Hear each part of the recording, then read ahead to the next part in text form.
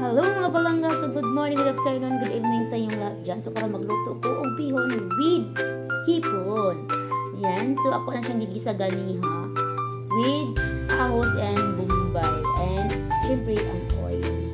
So muna na siya mga palangga. So ato siya padagtauran gamay. So ato na siyang imikas-mikas. Mikas-mikas na to ang ato ang giluto para mag-mix.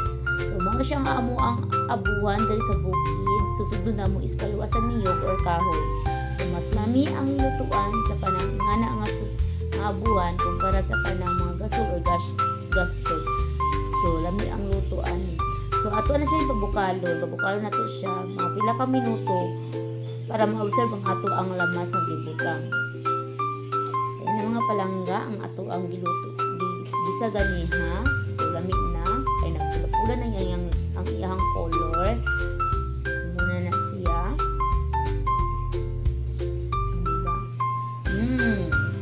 Yummy na ang ato ang gisa o diba color pa lang yummy na.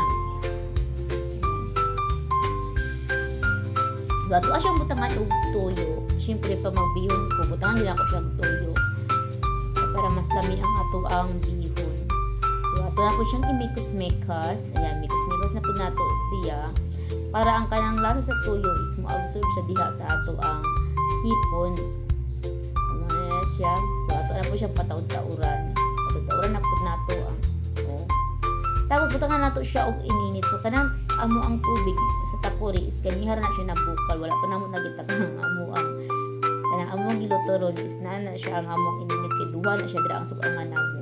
So ayan ni bukal na, di ba magic kaayo. Syempre kinabukal naman daan ang amo ang init kanihara. So ayan, so magic. So wala na akong ipakita sa una ko pang butang katong bihon. Ayan na magic na siya. Maluto tayo.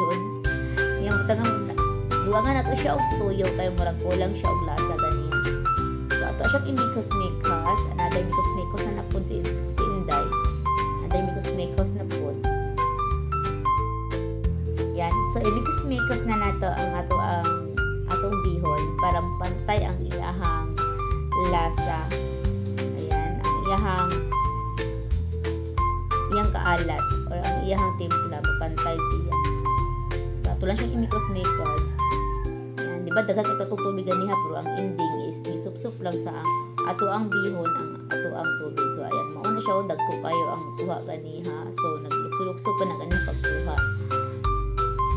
Yan, so dagko na siya. Tawag ana is lukon sa Bisaya.